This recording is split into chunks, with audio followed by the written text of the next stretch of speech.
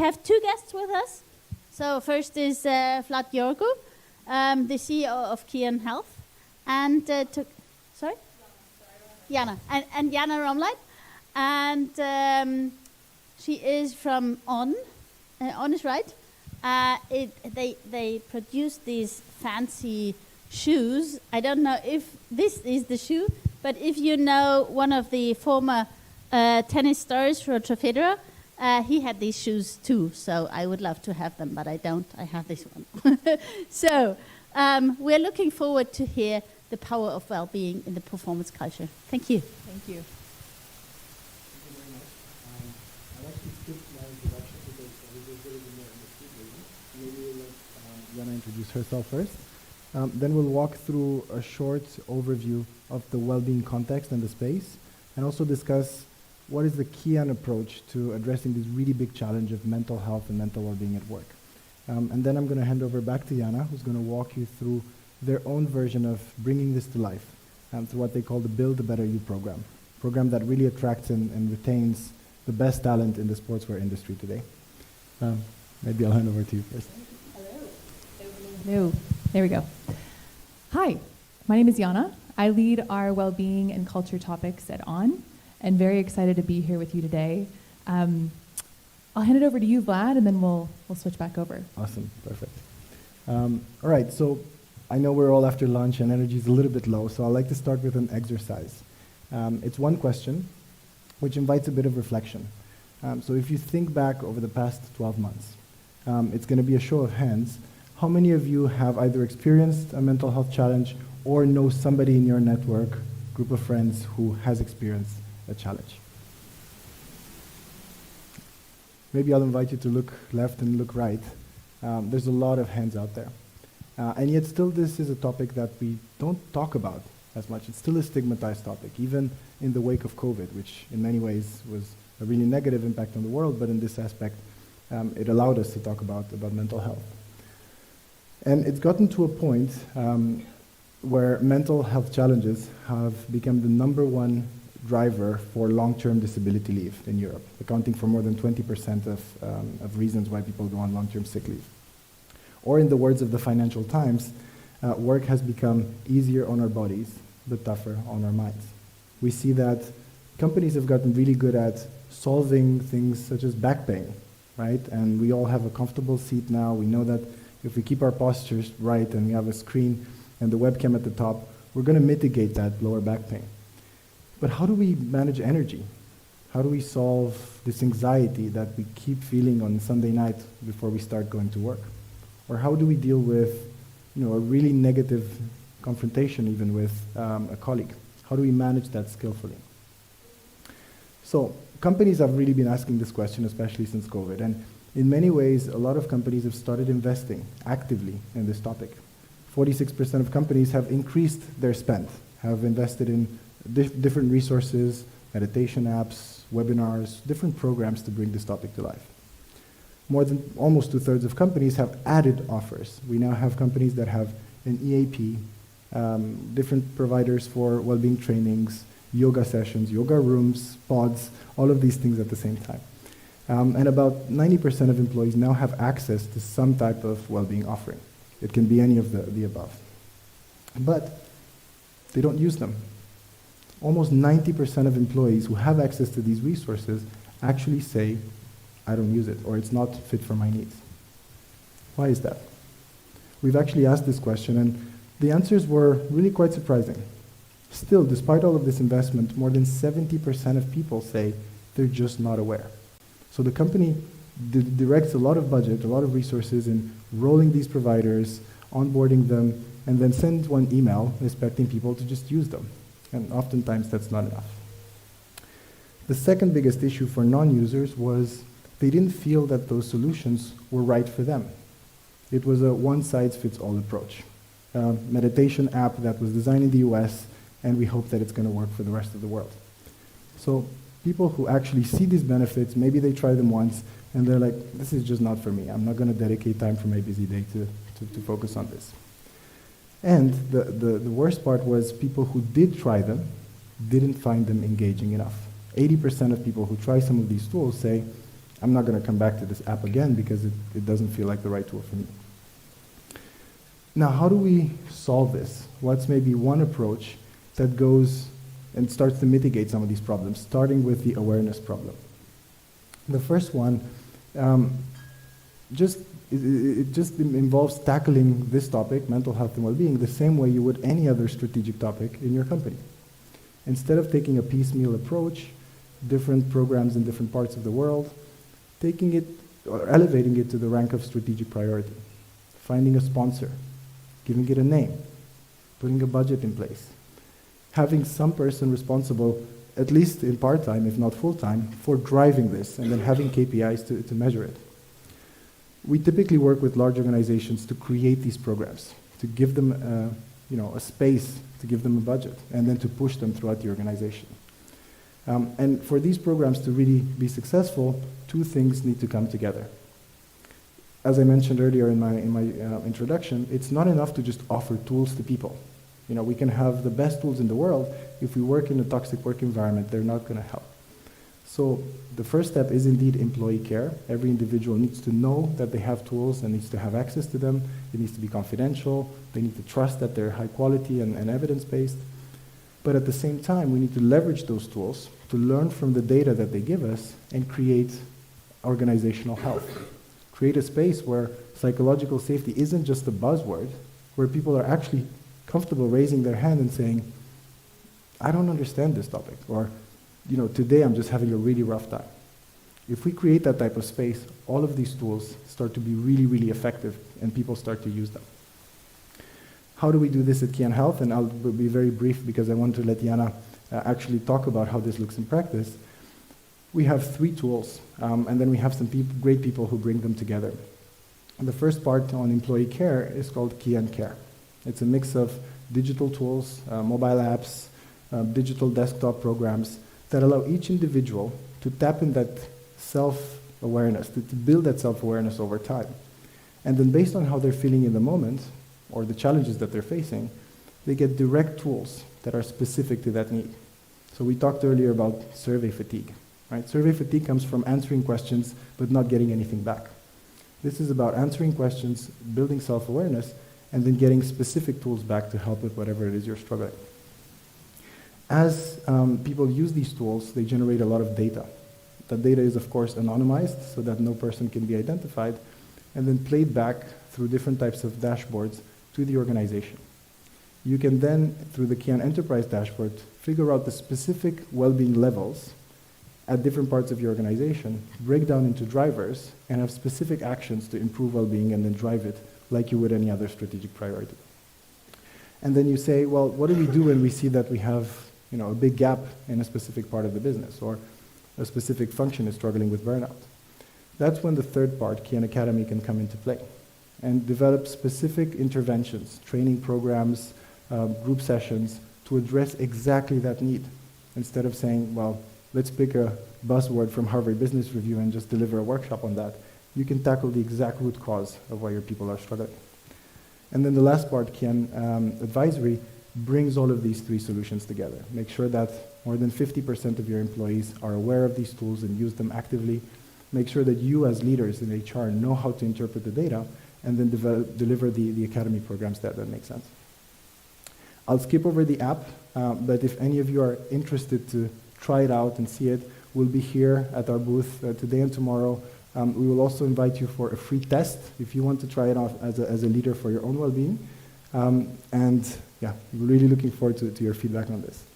But without further ado, I'll hand over to Yana to walk you through how this looks like in practice. Thank you. Okay, so we're going to zoom out today to then zoom in. We'll take a look at kind of who we are as a company. That always matters. It kind of sets the context behind what you're going to hear next. We're going to dial into our well-being framework at ON, which we refer to as Build a Better You. And then we'll look specifically at one of our pillars of this framework, which is where Kyan Health comes in, our partnership with them. And then finally, we'll go over impact and insights, the best part. So, our mission at ON is to ignite the human spirit through movement. And when we talk about the human spirit, it is really talking about this whole human.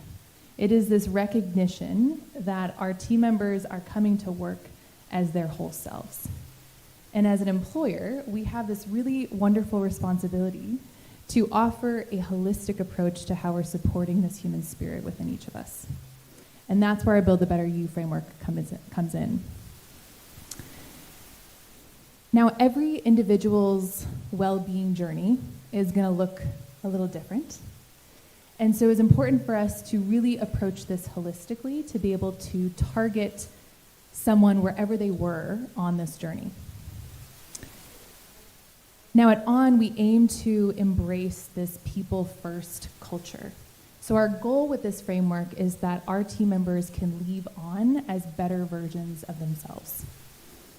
And that was really, really important. This isn't just about their professional selves, dialing into how we can make them be the best professional work selves as possible to benefit us, but really recognizing that whole human aspect and realizing that that's actually important to invest in, and it's beyond On. We want to invest in their future, wherever that may be.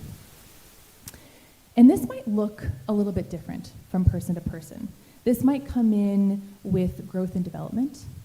It might be connecting with our mission at On. Or it could be just feeling like they can be themselves and being a part of a team. Or maybe it's really contributing to something bigger and feeling like there's this sense of belonging. All of these are components that really form the building blocks to an engaged and happy workforce. Now, as a sportswear brand, we have a really strong connection to athletes. And in the world of athletics, oftentimes what we see is that moment of peak performance. So race day, competitions, the starting line, the finish line. And in all reality, that's like a really small percentage of an athlete's total career. And what we miss is all of the things that come into play to make that moment possible. Everything that happens before an athlete shows up on that starting line. And so we draw parallels between our team members and athletes to really understand how we can ensure a sustainable approach to high performance. Otherwise, is it really high performance? I heard someone the other day refer to it as healthy high performance, and I really liked that, because if we don't achieve the healthy high performance, it no longer becomes high performance. We're not operating on that level. So similar to athletes, our team members need goals. They need a team to support them in achieving those goals.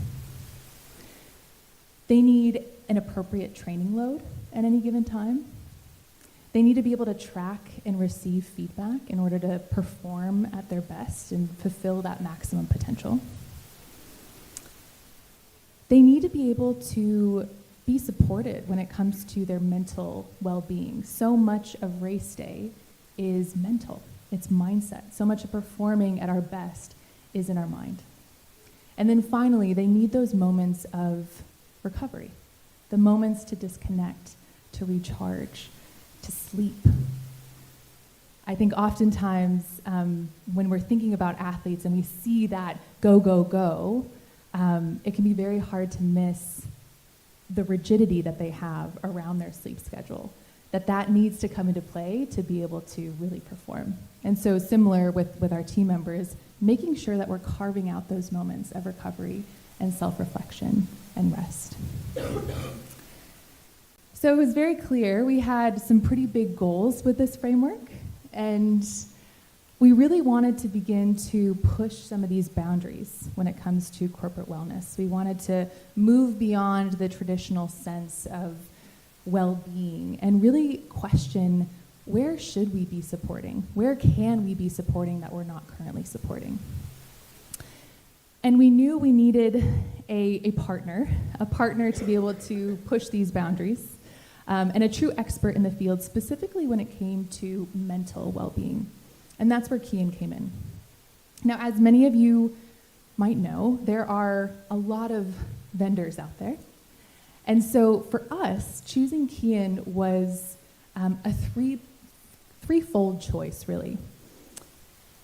The first one was Vlad's personal story and Kyan's mission was something that really resonated with where we were at, our intentions, our values, something that we really connected with. I've talked a lot about this holistic approach to well-being, and that was really important. We were building out this framework. As you could see, we had 3 different pillars, and Kyan plays a role in our mind pillar, but it isn't the whole well-being strategy. And so it was really important to us that we could partner with someone that could meet us where we were at on this journey and be able to support us in communicating, not just coming in and talking about Kyan and its benefits, but really understanding how this plays a part in our overall well-being strategy. And they met us there. They did not offer a cookie-cutter approach by any means, but really partnered with us to create the best possible solution for our team members at that time. And that's been ever evolving because those needs shift as the months go on, as we receive the data and the feedback. And then finally, the inclusive nature of the program. So we know that well-being doesn't start and stop at just us. It is heavily influenced and impacted by the people we're surrounded with and by. And so Kyan, we were able to offer not just to our team members, but also their family members, all direct dependents above 18 years of age, which was really important to us, being able to offer that to these family members.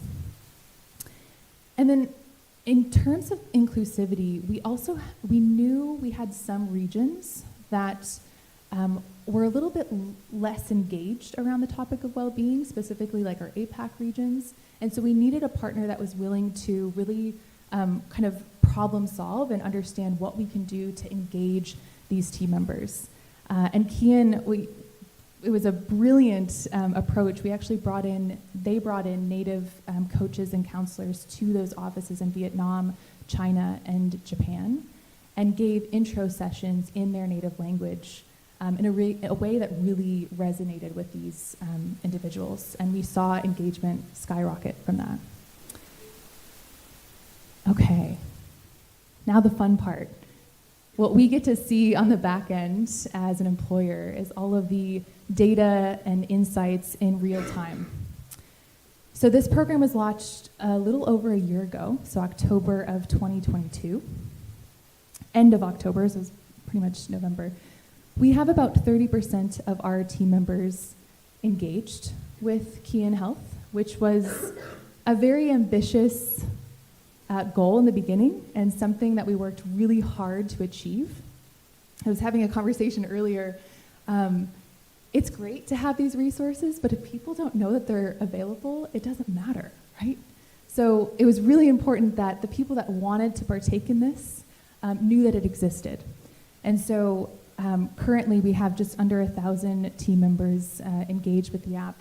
And we did things like incorporate Kyan into our onboarding program so that as a new joiner, your first week at On, you have this resource available to you. It's a new job, it's a new transition, a new phase of life, and just having that support, that mental support, the space to connect with a coach and counselor, we actually see a lot of, I think most of our engagement comes from our new joiners, which is really cool to see.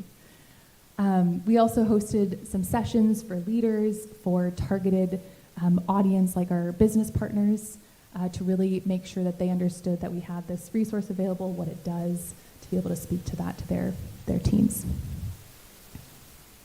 If there's anything you want to add, feel free. I would just add that if this was next month, we would have reached 1,000.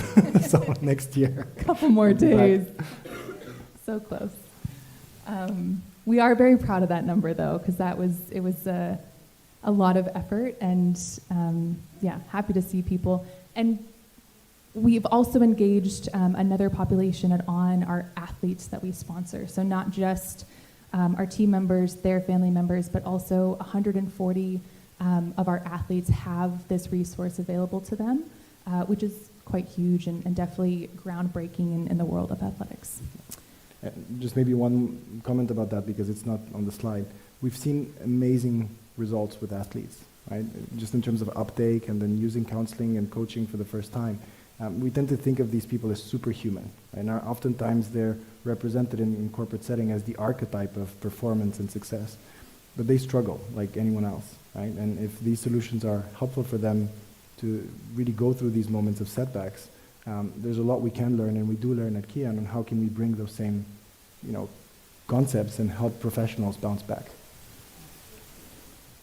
Yeah, and I think it goes back to this concept that we're all human. We all deal with very similar things throughout our life, and we might think that certain populations need something totally different, and I think there is an aspect of personalization that is key, but also just understanding, athlete or not, we all need this support, and being able to talk to another human about what you're experiencing is so important. Speaking of, one of our, the most popular feature of the platform is our coaching and counseling engagement. So these are coaches and counselors through the Kyan Health app that our team members have access to. They get 12 sessions throughout the year. We do have a bank of sessions, so if anyone reaches those 12 sessions, wants additional sessions, those are all really looked at on a case-by-case basis and are, for the most part, granted. Their family members also receive 12 sessions throughout the year. So we have just over 2,000 live coaching sessions that have been held so far, and then just under 17,000 messages exchanged with a coach and a counselor. And in addition to this, we can see the top searched topics for counseling, in addition to the top self-care topics. Maybe you can speak a little bit about what those top self-care topics are and the difference. Absolutely. So some of the things that are available in the app for people who don't want to speak with a coach or a counselor are exercises. Bite-sized 5 to 10 minute interactions, either with a digital assistant or with a guided visualization that have a specific topic in mind. And when individuals start their journey, we ask them 21 questions that help us understand what topics they might need at the time.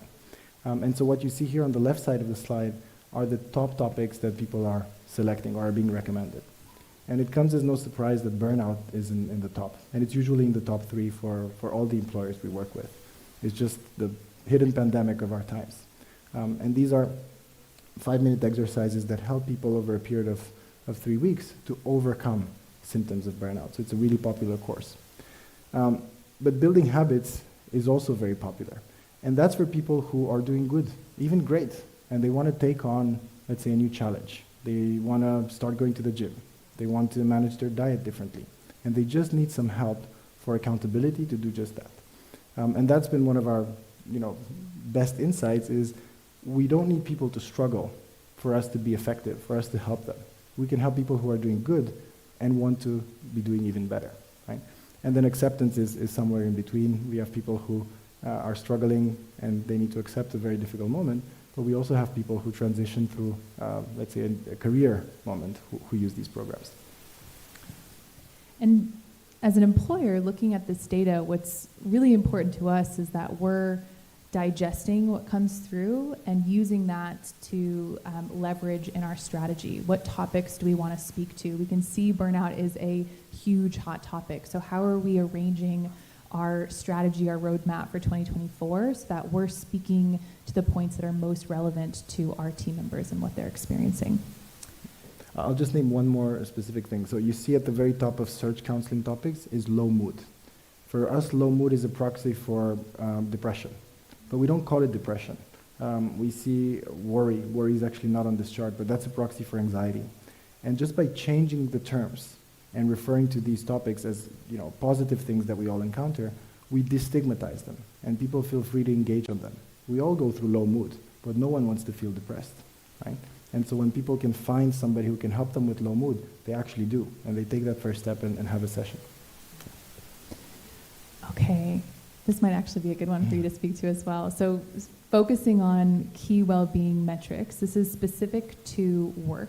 This is another insight that we have as an employer to see how our team members are rating their sense of belonging, trust, and being able to manage energy at work. Do you want to speak a little bit to where this comes from? So one of the 5 dimensions that people rate their well-being on is work, the relationship to work, the relationship with other colleagues.